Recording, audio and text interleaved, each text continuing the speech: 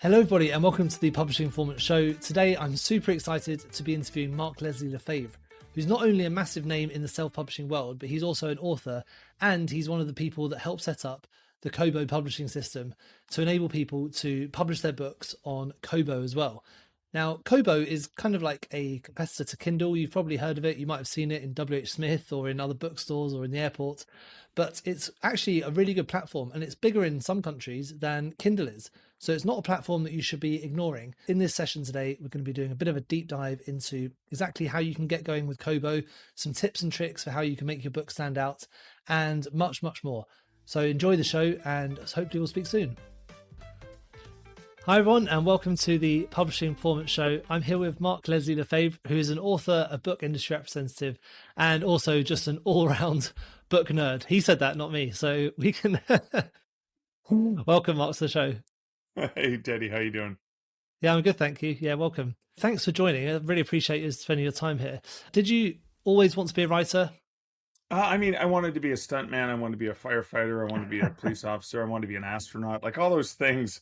But it was probably in my early teens that I recognized my love of creativity. Started off with little doodles, little stick figure cartoons that I would write. Yeah. And then it was probably around the age of 13, 14 that I first discovered typewriter in the back of my mom's closet under a dust cover. And I just remember, because I did like story and telling the story, and I remember using the typewriter to do, I did a full page of words that I typed. Is this like a manual one, like a clicky clacky? Yeah, manual Underwood typewriter, and it was just so like my little fingers, right? Because I was a little skinny guy and I had to really lean into it.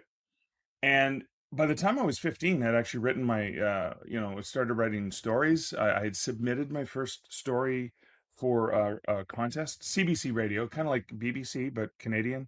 So that sort of quality.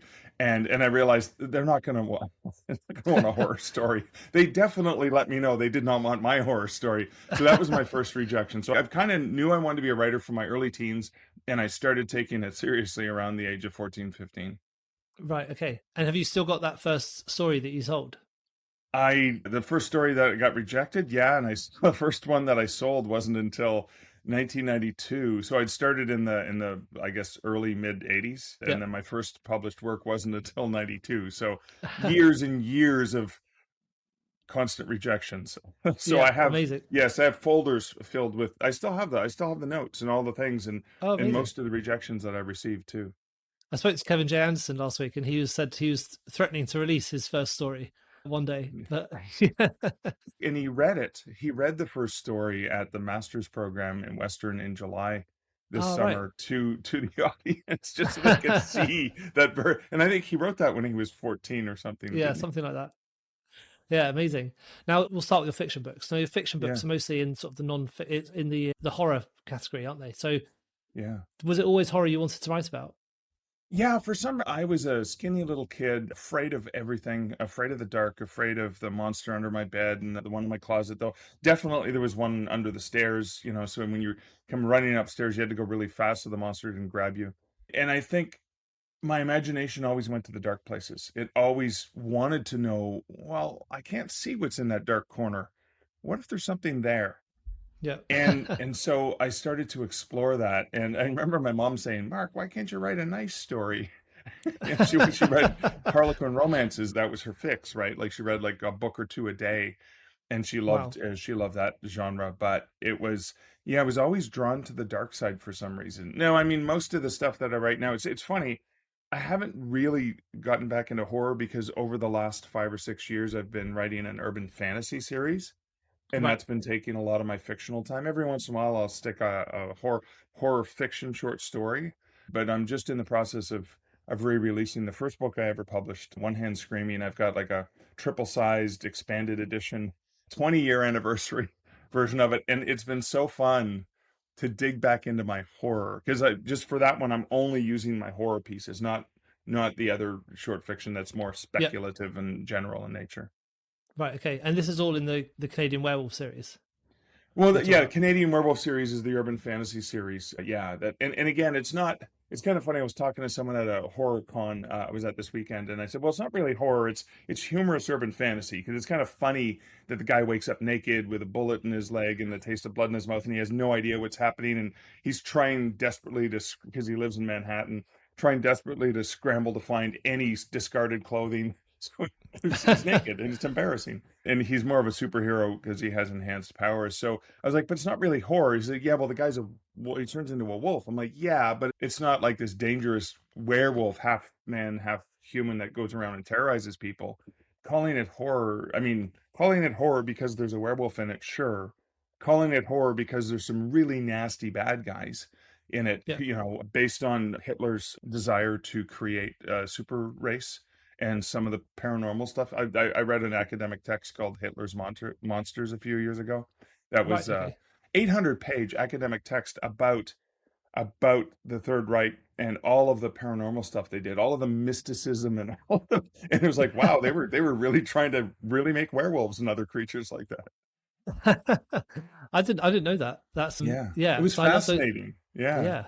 Well, because I love the Second World War, that kind of historical fiction. That's my thing. My favorite sort of genre to read Yeah, well, about. look up the book Hitler's Monsters. It was done by an academic press, so I mean, it's not it's relatively dry in that it's very academic in nature, Yeah. and but it really digs into all of the evidence of the various involvement that various people under Hitler were engaged in. Kind of like when you hear about Arthur Conan Doyle and the escape artist. I'm drawing a blank. The most famous escape artist in the world, Houdini. Houdini. You know, that they were really involved in sort of paranormal stuff and wanting to do seances and things like that. Right. Okay. So it Yeah. was, yeah, it was just so fascinating to read. It took me a long time. I think it was I listened to the audiobook, and it's like a 24-hour audiobook or something. Quite a big commitment. Yeah. Do you use a lot of things like that book for inspiration for your writing, or was that kind of a one-off? Yeah, no, no. I mean, I do write true ghost stories, right? I've got Haunted Hospitals, Creepy Capital, which is Ottawa, our nation's capital here in Canada, Haunted Hamilton, etc. Whether I'm doing a nonfiction book for ghost stories or I'm writing fiction, I'm constantly referencing nonfiction texts. So Yeah. even in my Canadian werewolf series, okay, so he's a wolf, all right. I mean, I did have to do some research into what kind of wolf I wanted him to be. Like he's a full wolf, and in looking at various wolf legends and stuff like that from around the world, but then even locations and various people he encounters who have a profession and would know something about this thing that they're talking about. Yeah. So I'm constantly doing research, whether it's for a nonfiction book or it's for fiction, Yeah. because even I mean, even one of my horror stories, The Exquisite Taste of a Book-Aged Skull, is I understand beer because I'm a big craft beer advocate.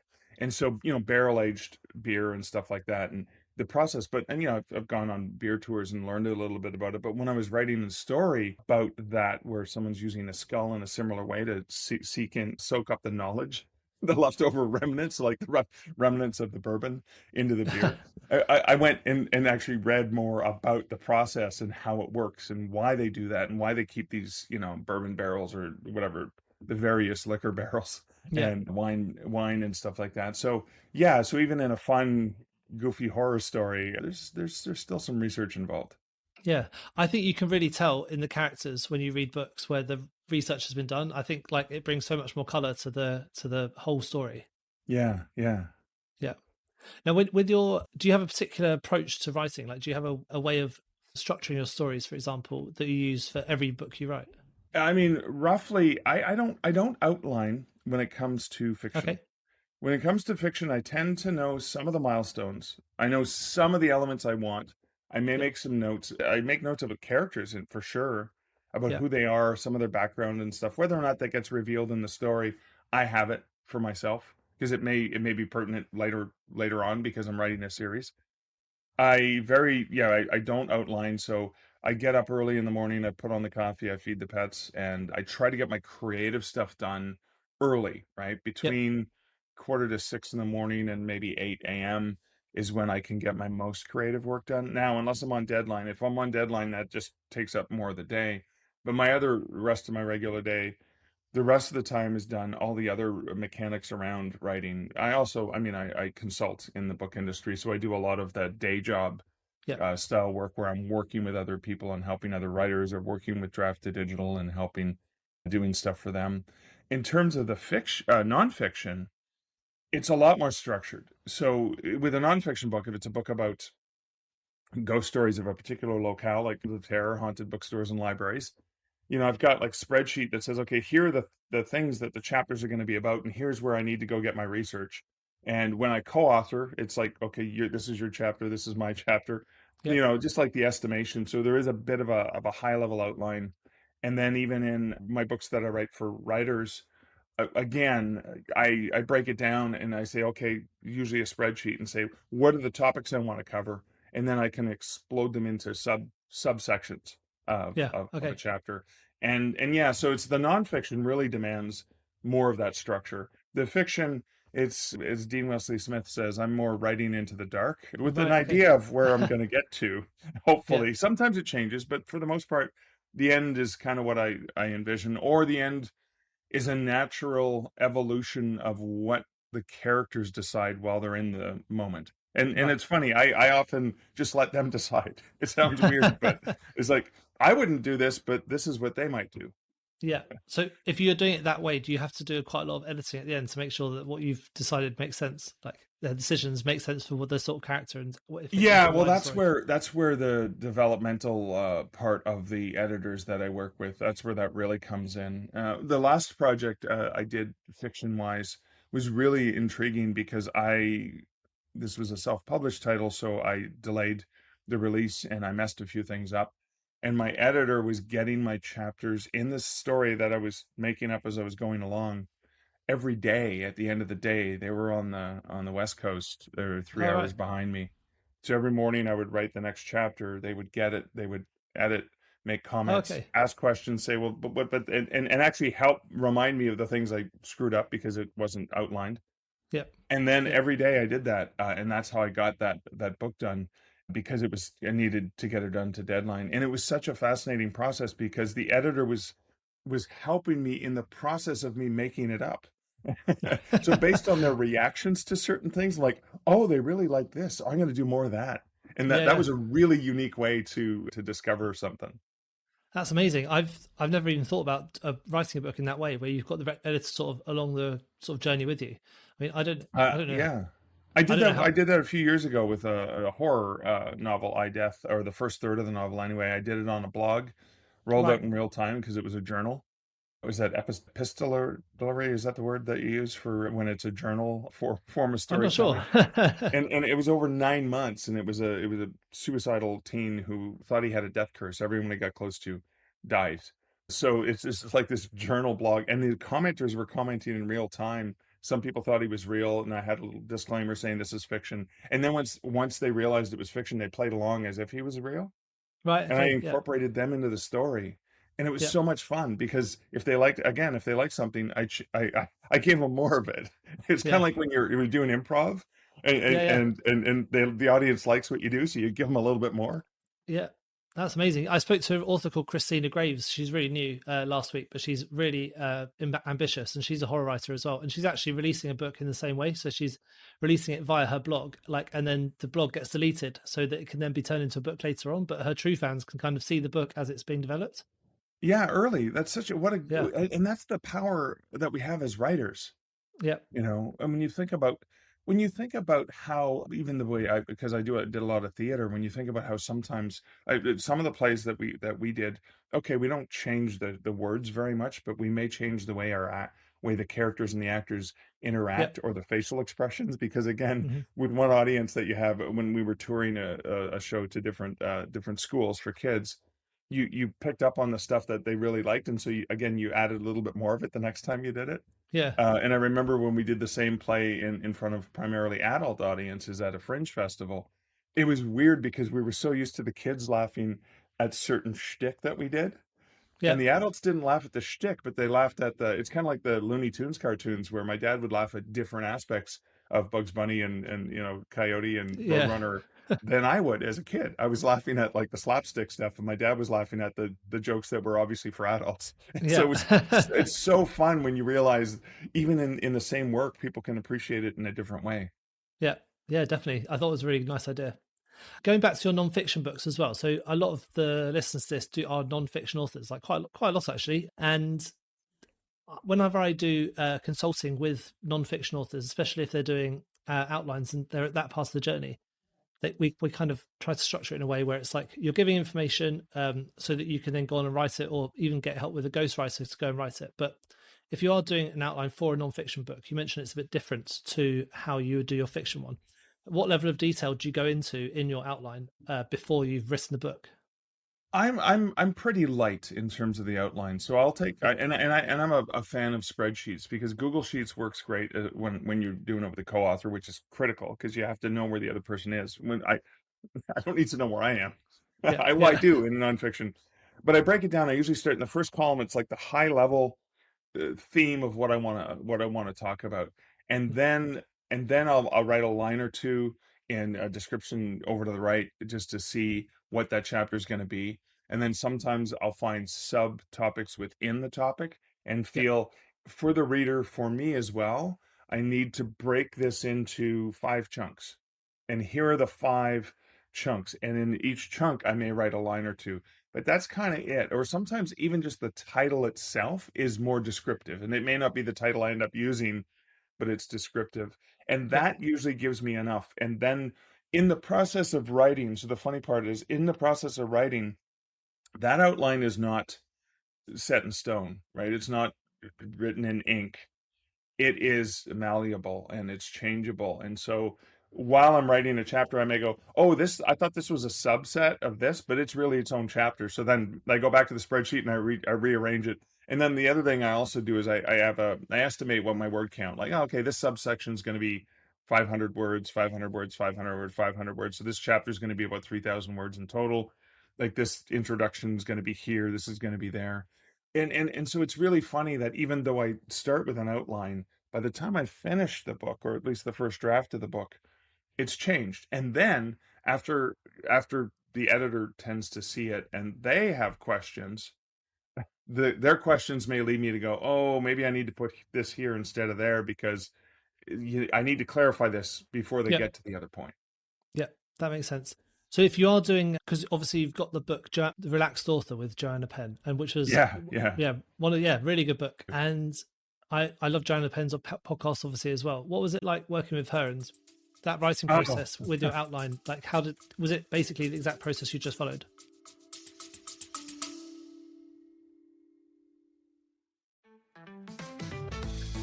Just a quick shout out to all the romance authors out there.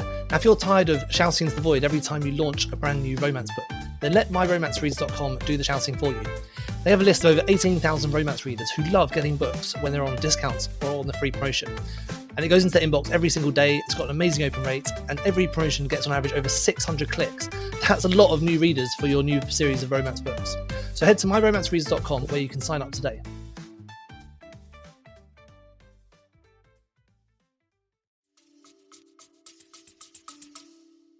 So no, no, not at all. So that was the most unique book I've ever written.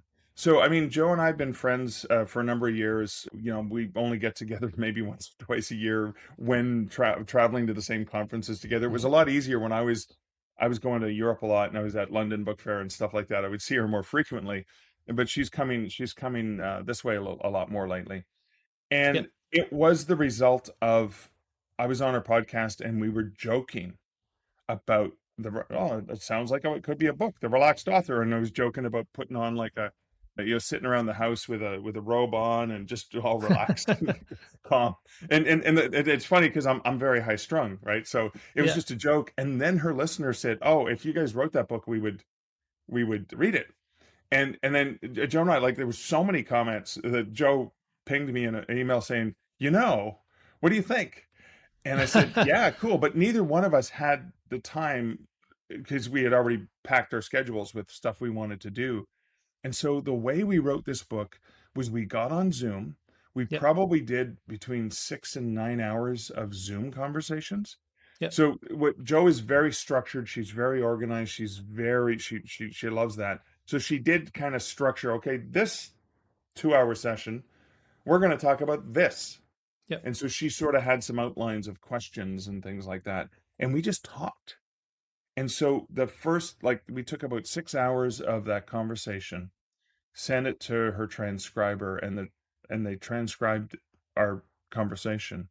And that was our very, very, very, very first draft. And then we went in and edited it, and then back and forth, and then we moved stuff around because and Joe is such a great project manager. Like she really nails the timeline down in a really incredible structure. So Julie Strauss is an author I've worked with who's also very organized and very structured.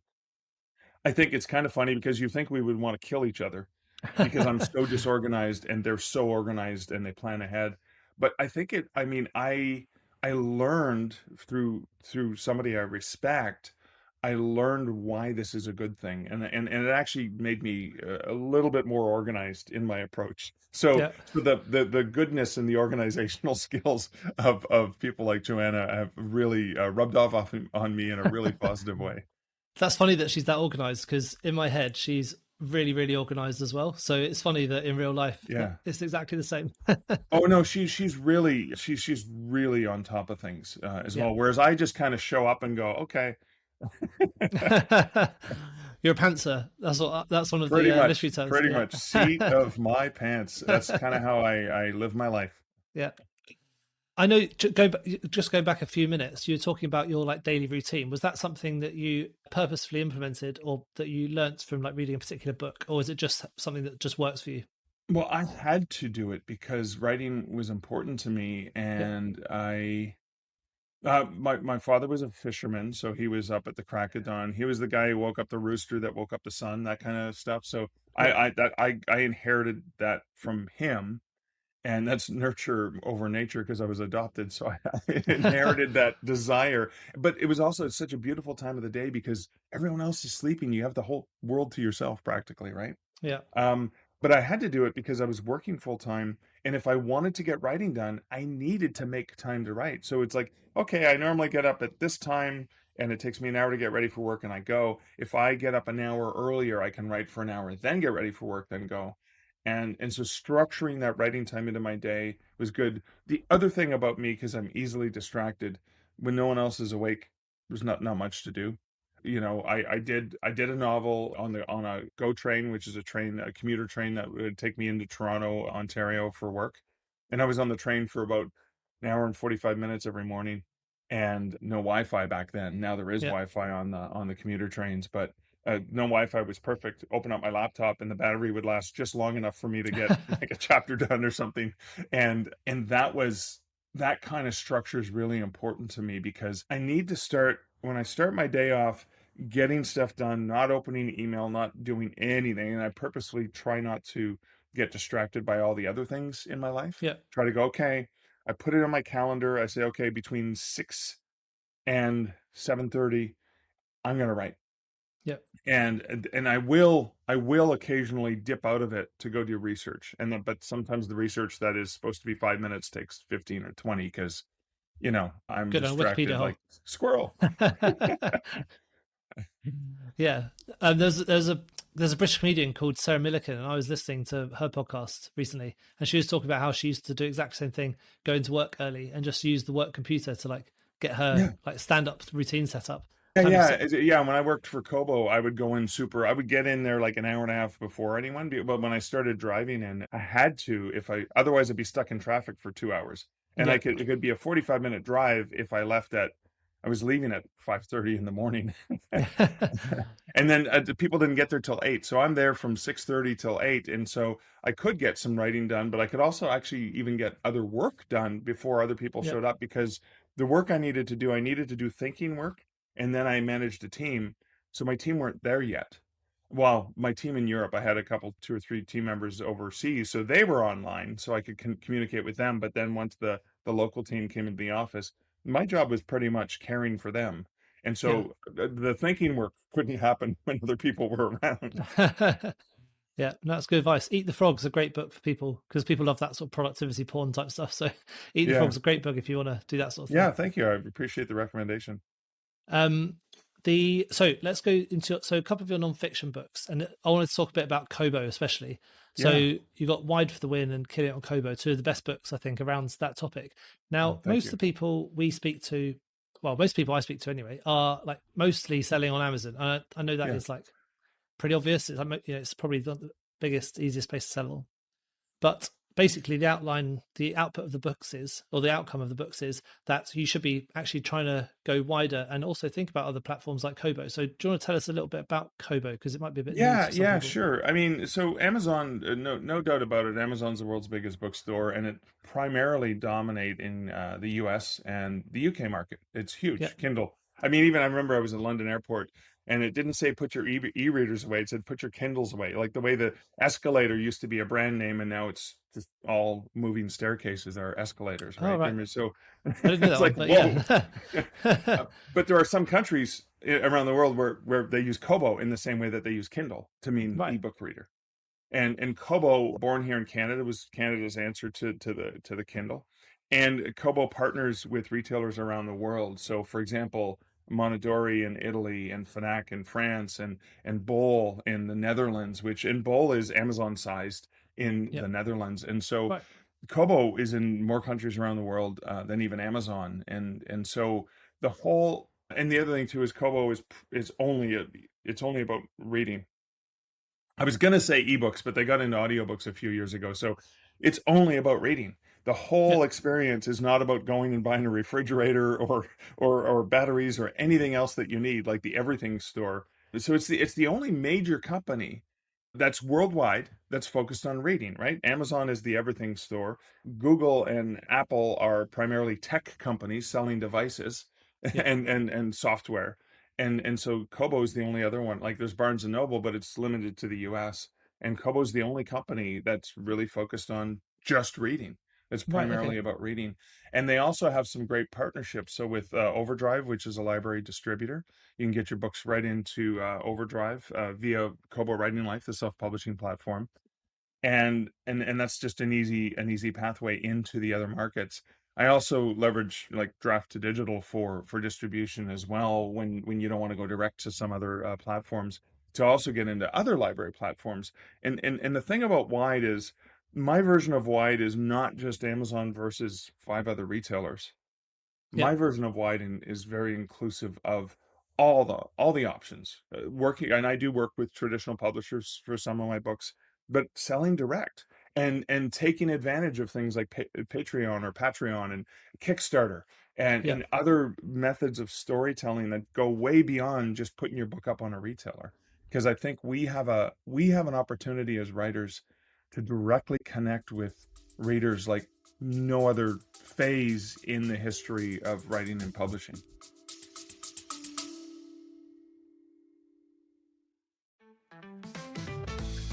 Just a quick shout out to all the romance authors out there. Now, if you're tired of shouting into the void every time you launch a brand new romance book, then let myromancereads.com do the shouting for you.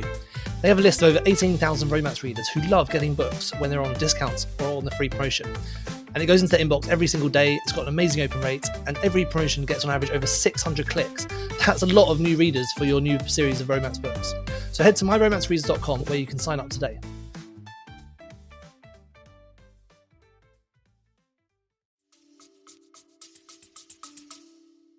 Yeah.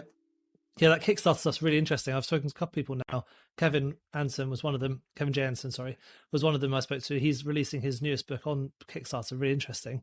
Yeah, Um, yeah, but with Kobo, compared to like in terms of like royalties, distribution, and that sort of thing, compared to Amazon, yeah. what's that like? Well, actually, it's better. So Yep. Kobo Writing Life is the self-publishing platform. Now, I was hired by Kobo in 2011 to come up with a solution for self-publishing, and in 2012, in the summer of 2012 at Book Expo America, we launched Kobo Writing Life, which Yes. which was what I think was the first author-centric, beautiful, user-friendly. So Smashwords had been around from the beginning. I'd used it as an author, KDP and Smashwords I'd used, but Kobo Writing Life was better and friendlier and easier to use and to navigate. And I think that's because it was designed by a no, oh, I mean, I'm the non-tech user. The tech guys did all the hard work, but I'm not a technical guy, so I needed it to be simple. Um, even looking at the contracts and stuff like that. I mean, the contract, I looked at all the contracts and then I put it in proper English for us humans, not lawyers. And then I had the lawyerify it as well. But then I had to help work with her to please simplify it. Nobody reads the terms, but it was important for me that the terms be relatively understandable for the layperson. But so the other thing too is and Kobo set the standard that there's no cap at $9.99. So with KDP, you have a price window of $2.99 to $9.99 to get your 70%. Now Kobo started the trend, I believe, of not having a price cap. Yep. And none of the other major retailers have a price cap. Amazon's the only one that forces you to make your book cheap. Yep. Like inexpensive. The other thing too is here's the other thing people don't know is Amazon never actually gives you 70%. They say they're going to give you 70%, but they never give you 70% because they penalize you based on the size of your ebook because they have the whisper, like they have a free Wi-Fi that they provide so you can always stay connected on your Kindle.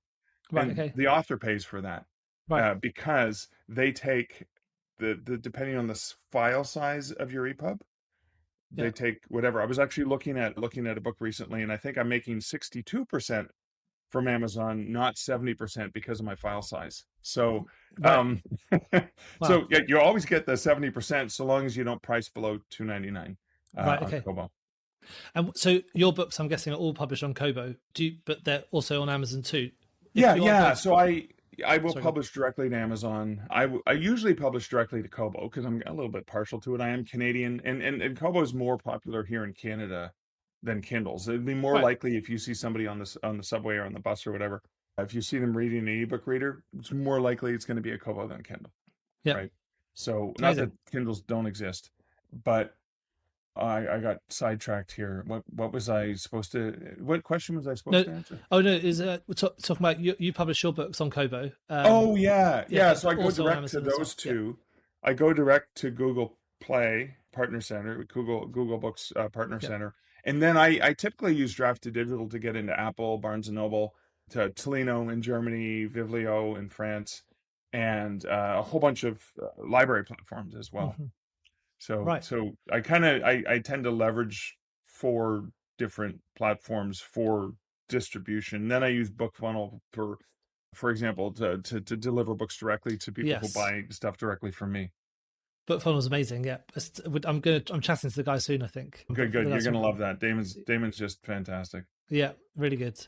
So if you are publishing on Amazon and Kindle, is there anything you need to bear in mind or any rules that you need to follow in order to be published on both? Yeah, so a couple things I think that are really important is, I mean, I never check off the Select, KDP Select box, which makes your books exclusive, because if you do, you're locked in for 90 days and you cannot sell your ebook anywhere. It can't be available on any other retailer, can't be available in libraries. You definitely can't sell it yourself. So that's something to be aware of.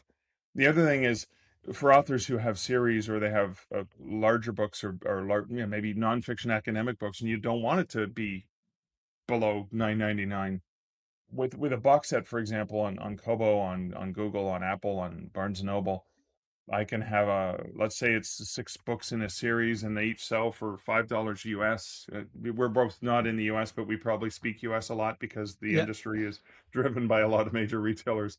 So that would be 6 times 5 is 30, right? That's what the books would cost on their own. So making that book available for $21.99 is a good deal.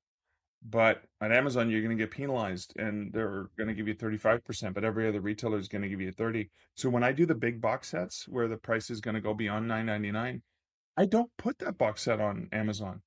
Yeah. You can still buy all my books separately. And Amazon Yeah. does make it so easy. They have a great, a page where you can click one button and buy all the books, and they usually offer some sort of discount. So they do that work for me. I'm not penalizing Amazon customers, but I would be penalizing myself if I put that $21 book up on Amazon. So those big expensive books I publish everywhere except Amazon. Again, I'm not removing any content it's not available to Amazon customers. It's just not available in that particular price package format. Right. Yeah. No, that makes sense. When you now with you are obviously working with Kobo a bit, so because you set up Kobo's Writing Life. Yeah, What? yeah. I worked there for 6 years. Yeah, I left Kobo 2017. I still love them to death, but I still use the platform. Yeah, yeah. What is the Kobo writing life? What is Kobo Writing Life? Yeah, Yeah, so it is like Kindle Direct Publishing. So KDP, Kindle Direct Publishing, is where you publish on Amazon. If you go to kobowritinglife.com, or if you go to kobo.com and you scroll down to the bottom where you look for, self-publishing, you'll find the portal into Kobo Writing Life. So it is just the direct portal. It's a dashboard. It is a beautiful experience. You can convert your Word document for free. I mean, the conversion tool is not as good as Draft to Digital's or Amazon's, for example, but it's pretty decent if you've never done it and you don't want to like take the EPUB. You can make an EPUB on Draft Digital, download the EPUB, and then load it to Kobo, for example. yeah, But one of the things I love the most about the dashboard, and this is on the classic dashboard, which you still have access to, is it was the first retailer to show you a map of the world and where in the world your book sold, because Kobo is so international. right. And, so obviously Canada, Australia, New Zealand, South Africa, the Netherlands, Italy, Spain, all of these countries, you can see, wow, I primarily sell most of my books in the UK and the US on Amazon. But then if I want to reach outside, it's Kobo and Apple, most likely, and Google, where I'm going to reach audiences outside. And again, even smashwords.com, which you can get to through Draft to Digital. Smashwords, again, was the first platform that was available in every country in the world, and Amazon's not. It's only available in about maybe 20, 25 Yeah, countries, right. which is pretty good, but it's not the whole world. So there are customers out there that aren't going to find your stuff. And I know the folks who created Draft to Digital were inspired by the Kobo Writing Life dashboard and Yeah, how simple and intuitive it was. So they set about to make a platform that was just as intuitive. So that was I mean, it's a real honor when you've designed and created something and somebody else mimics it, because imitation is the most sincere form of flattery. yeah, definitely. Now, you also do a lot of consulting alongside your writing at the same time. So, what sort of consulting would people want to be hiring you for? So, I mean, I will basically, I love focusing on mindset. I love focusing on setting and understanding your goals, your target audience, and plans, and working with authors on better understanding the business of writing and publishing. There's a few things I won't do. Is I'm not going to read somebody's manuscript and advise them. I'm not a good developmental editor. So Yeah, that's not my forte. I'm not going to be able to help you with that. I'm a slow reader too, so it's going to take forever anyway. So you may as well go with somebody who's good at it. And then the other thing I don't do is, while I advise on marketing and promotion strategies and stuff like that, I don't market for you. Like, I'm yeah, not going to go and say, "Oh, I'll do an Amazon ad for you." No, no.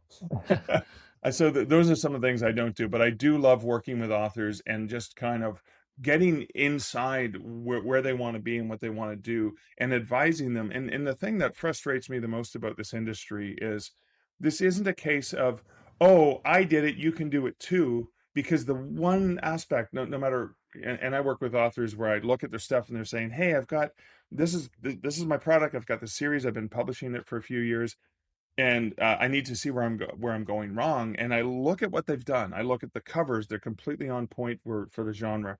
I look at the descriptions and the sales copy; it's magnificent. I look at the reviews they've received from the people who love their stuff. I look at everything they're doing. I look at the price points. I look at the structure, the release strategy. Is it killing them? Like, are they on a treadmill they're not going to be able to sustain in the long term? And I go, I can't find anything wrong with what you're doing. You just have to keep doing it, because the one thing we can't control is that luck, right? You can have like a dozen authors all doing the same thing, writing the most magnificent books. They're polished, they're edited, they're perfect, and one of them gets lucky and is suddenly a 6 and 7 figure author because something that they couldn't control happened. And I think what frustrates me a lot is sometimes somebody where that happens, they make the mistake of thinking, oh, it was that thing I did just before I got successful, so now I'm going to sell that to everyone as the yeah, one magic bullet it's going to change everything. Well, yeah, I've been in the book industry since 1992, and I've been writing for, I mean, 40 years. And fortunately, I've never had that magic bullet stroke of luck. I've had a long, slow, steady, continually increasing and sometimes decreasing as it comes and goes, the territory. So I recognize the value of persistence, patience, and practice as three of the hallmarks Yeah, of success for authors. yeah, brilliant. And so, with marketing, are there any particular marketing tactics that you've been using recently that have been particularly successful? Yeah, so the tactics that I use that tend to work the best tend to be a temporary price drop, 99 cents or free, through the paid promotion newsletters like BookBub, Written Word Media, Fussy Library, like all of those various platforms Yep, that are available, and the wide ones, not the Amazon only ones. That's a tactic that works really, really well. Free first in series is something that still works. I tend to only do it in limited chunks. I don't try not to do perma free as well, because I do know from my work at Kobo that most people who take a free book will never open it. It's a yep. confirmation bias thing. It's like, I'm going to grab it because it's free, but I don't care. I But can if I had to confirm that pay at that is least true. 99 cents, at least Yeah, 99 cents, confirmation bias is going to be more likely to read it yeah, because I actually had to invest in it. So you don't get as many people downloading it, which gets us all excited because we trend and, oh, I'm in the top 10 or I'm number one. Who cares if nobody reads it? yeah, Because basically, the stats show that less than 3% of people who ever download a free book read it in the first 6 to 9 weeks. So you have to remember that. So regularly doing the promotions sometimes reminds them they already have the book on their Kindle or their Kobo or their Nook or whatever they're reading it on. The other thing that I think a lot of writers miss is they get so excited about wanting to get into the selling part in the marketing that they forget that they should be marketing to a very unique exclusive group. And I'll give you an example, personal example. With my horror titles, I recognize that horror is not everyone's cup of tea. It's nowhere near as popular. I mean, not even in the same universe as romance and yeah, mystery and stuff like domestic thrillers and stuff like that that appeals to a much broader audience. So I've got a very, very narrow audience. I travel with a skeleton, for example, Barnaby Bones. So I've got Barnaby Bones beside me. So you come to a bookshop and you see me sitting there with a skeleton, and I got my skull shirt on and whatever. If you're not a horror guy, you know to avoid making eye contact with a crazy bald guy, right? You know that's not your cup of tea. You're off. You're like, okay, good. I got my note. This is not for me. But for people who love the macabre, they come rushing over. It's like a beacon. It's like, come on yeah, in. I'm your guy. I got you covered here. This is your cup of tea. yeah, And I think focusing on the niche more and letting, like, just focusing on that area that, if I go to a conference and somebody comes in and says, hey, tell me about your books. And it's like, well, what do you like? What do you, because I do write a lot of different things, nonfiction, true ghost stories. I have urban fantasy. I have horror. I have books for writers as well, right? So I have, yeah. and even just sort of You're Twilight wide. Zone-ish sort of, yeah. And I even have some family friendly stuff, just speculative fiction. So they tell me what they like. If they say, "Oh, I really like historical romance," I'm like, yeah, "Well, tell you what, you're wasting your time talking to me." But, and this is an important aspect that writers forget about. We're all in this together. It's like I don't have any historical romance. Like the closest I get to history is my true ghost story books because you can't tell a good ghost story without history. But if you want historical romance, oh my God, I got a friend. I was chatting with her earlier today. She's at the table just over there in the corner there. You got to go talk to her. She has the best Yeah, as well. Because here's the thing about that. What I did is I helped that reader connect with the right writer instead of me, instead of making a single sale that's she's never going to read and she's probably going to have a bad taste in her mouth. Connect her to the right person. And then maybe if she's talking to another friend who goes, yeah, I'm really looking for something spooky and scary and something great for Halloween. And she's like, oh, I was talking to the bald guy with the skeleton over there. Go see him. You know yeah, what I mean? Like that's indirect marketing by providing value to a reader that has nothing to do with your books. yeah, And I think we get so hung up on I want to sell my books, I want to sell my books that we forget it's really about pleasing the reader and giving the reader something of value. And if we yeah. can focus on the reader first when we think about our marketing, we're more likely to get a win. Even if it's not a short-term win, but the longer term win. Yeah, yeah, that's great advice, and I love that you dress for the job that you want. You know, really digging into that horror, that horror That's look. right. Yeah. And a lot of people go, but you're so nice. I'm like, yeah, it's therapy. I just put all of my anger and everything into the horror. Yeah. Also, you don't know me that well, so I might not be as nice as I look. Yeah, yeah, that's right. Yeah, it's like, Well, thanks so much for today. I think, people can get loads out of listening to this today. Now, I think if people want to get in touch to speak to you about your consulting, where's the best place to get in touch with you? Yeah, if you go to markleslie.ca, there's actually a thing that says consulting, and I'll do a free 20 minutes with anyone. You book a Zoom session, and if we can answer your questions and solve your problems in 20 minutes, I am so happy, because maybe I saved you countless hours of pain, or worse, having to pay for something that you're not sure of. And then if you like me and I've offered you some useful advice, then I do charge for hour-long sessions, and we can do a longer term work together. Great. Yeah, that's so generous to offer the free 20 minutes. And that's just like through your website, markleslie.ca, isn't it? Yeah, that's right. Yeah. Yeah, brilliant. And then you're also on Readsy as well. So a lot of, you've got to be good to be on Readsy. I think I put a pause on the Readsy only because I had way too many tire kickers, and it took me a lot of time, because when someone put up an RFP, I actually looked in, and I probably spent 45 minutes trying to come up with something custom for them. And I realized I was wasting hours and hours, and most of the people were just kicking tires and weren't really serious. And I was like, I don't have time for that, unfortunately. So it's easier for me to give people 20 minutes of my time than it is to waste time coming up with something for them and then not getting a gig out of it. Great. That's really good. With your next book, so what's your next projects you've got coming up that you're working on? Well, I've got a book in hand, is my next nonfiction book that's coming out for writers. It's basically the power of actual physical product, and getting those physical products into customers' hands, whether it's through online retailers selling directly on your website, or doing a lot of in-person events. And then, of course, I've got the 20th anniversary of One Hand Screaming launching in October of 2024, and I'm really excited because I'm digging back into my roots. There's a collaborative beer called One Hop Screaming that a local brewery is doing, and we're launching the beer and the book together. So October is, of course, my favorite month of the year. Halloween is my favorite month of the year, I should say. Yeah. It's not quite so bad in the UK. We only have a couple of days of it, but I was in the US once for Halloween, and it was completely nuts. Yeah. Well, most people only take it seriously like the couple days before, but I start taking it seriously the minute August is over. Okay, Halloween mood. Yeah, this is your spring break. It's like the big time of the year for you. Yeah, exactly. Yeah.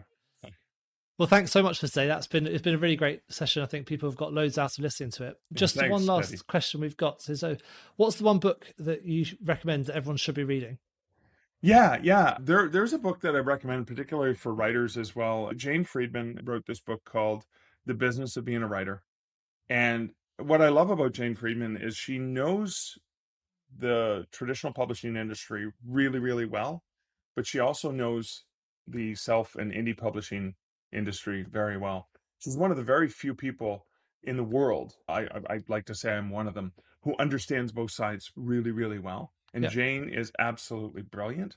And her book, The Business of Being a Writer, is a phenomenal book for writers to completely understand the industry. She is, I believe, very soon, I think this year, the second edition is coming out imminently, if it's not already out. And I can't wait to get my hands on it, because even though I read the first edition, I'm going to consume the second edition so quickly. So that is a fantastic book. I remember listening to it going, wow, somebody who actually gets all angles as opposed to just a siloed piece of the industry.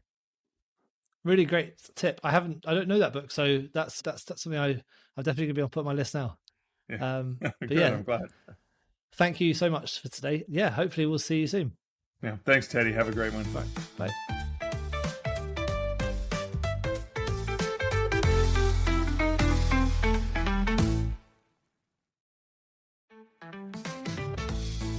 Thank you so much for tuning in to the Publishing Performance Show. I really hope you found today's episode inspiring.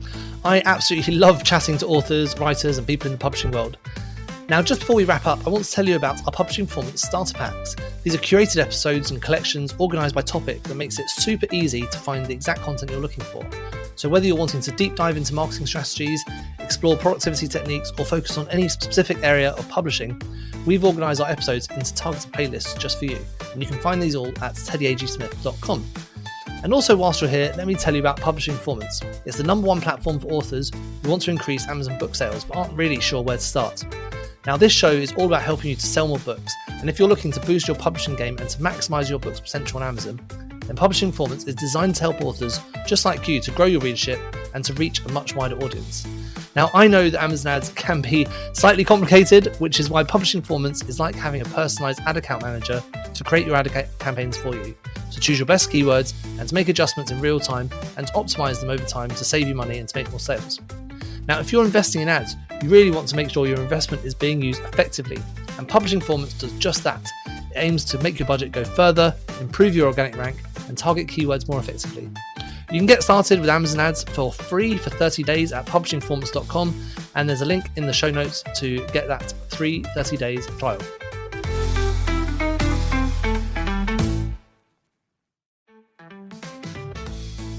Thank you so much for tuning in to the Publishing Performance Show. I really hope you found today's episode inspiring. I absolutely love chatting to authors, writers, and people in the publishing world. Now, just before we wrap up, I want to tell you about our Publishing Performance Starter Packs. These are curated episodes and collections organised by topic that makes it super easy to find the exact content you're looking for. So whether you're wanting to deep dive into marketing strategies, explore productivity techniques, or focus on any specific area of publishing, we've organised our episodes into targeted playlists just for you. And you can find these all at teddyagsmith.com. And also, whilst you're here, let me tell you about Publishing Performance. It's the #1 platform for authors who want to increase Amazon book sales but aren't really sure where to start. Now, this show is all about helping you to sell more books, and if you're looking to boost your publishing game and to maximise your book's potential on Amazon, then Publishing Performance is designed to help authors just like you to grow your readership and to reach a much wider audience. Now, I know that Amazon ads can be slightly complicated, which is why Publishing Performance is like having a personalised ad account manager to create your ad campaigns for you, to choose your best keywords and to make adjustments in real time and to optimize them over time to save you money and to make more sales.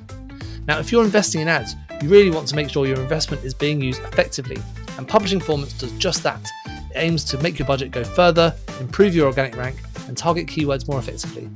You can get started with Amazon ads for free for 30 days at publishingperformance.com, and there's a link in the show notes to get that free 30 days trial.